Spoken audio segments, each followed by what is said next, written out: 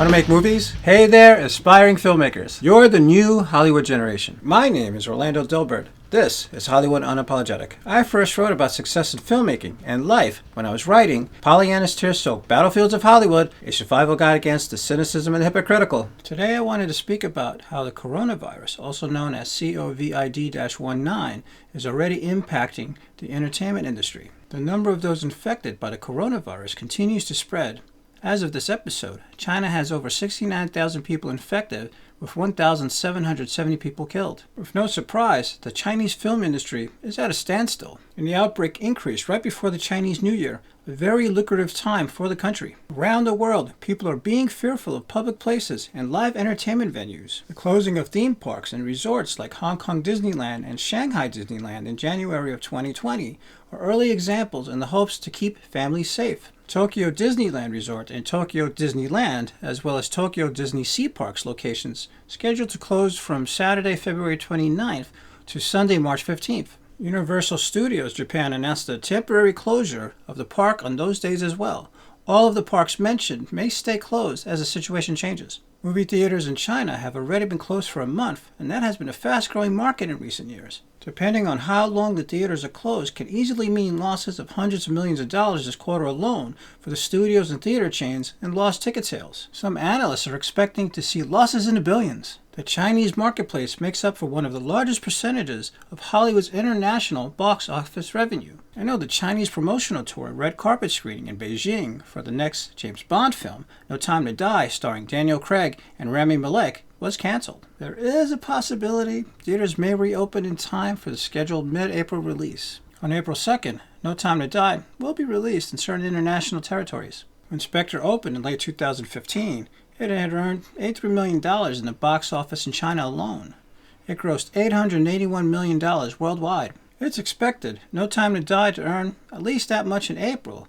Without China's box office revenue, however, the film is expected to reach just under $800 million in gross earnings. Walt Disney Company, as well as other motion picture studios, is in a wait-and-see mode at the moment. Disney hadn't had any film releases in China yet this year, with the exception of the Oscar-winning Searchlight Pictures title, Jojo Rabbit. For a high-stakes film for Disney such as Mulan, starring Chinese actress, I hope I pronounced her name correctly, Liu Yifei, is still an unknown. It is a remake of an important animated picture of the Mulan legend's significance in mainland China's culture. They are not clear on what the theatrical release date will be in China. Film and television production has already been affected.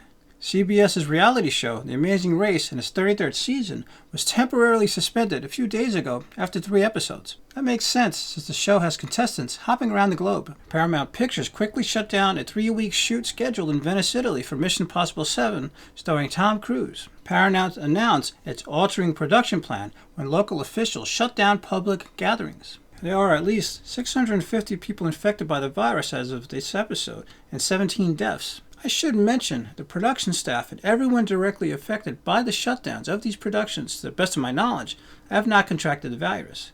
These are just precautionary measures. The South by Southwest Film Festival is proceeding as planned. So far, they had a small number of cancellations and are working with federal, state, and local agencies to keep the event safe. There has been 1 case of coronavirus reported in Cannes, France to date. This is relevant because the Festival de Cannes usually announces the lineup in April before the film festival in May. The organizers are keeping an eye on things and plan to take necessary measures to protect all attendees. So far, everything looks like a go.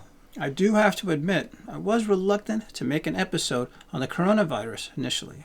But reading and hearing about the global impacts daily and how quickly the numbers have been growing, I felt it was too much of an important topic to not discuss. I myself am optimistic. Potential vaccines are already in the works, but testing periods can take a year or longer, at least here in the United States. Although there seems to be a lot of optimism by analysts and industry professionals that this may be a short-term disruption, listening to representatives from the World Health Organization and from specialists, doctors, and health organizations worldwide, it seems that we're just ill-prepared globally. No one knew of this strain just back in November of last year. I by no means want to discount the loss of lives nor the hardship of those directly affected by the virus. I offer my deepest and most sincere condolences to all affected. And it's far too early to know how much of a financial impact the coronavirus might be on the entertainment industry. Yet we're already seeing stock markets taking huge hits, worse than a long time. But of course, Everything is based on how this pandemic impacts populations worldwide.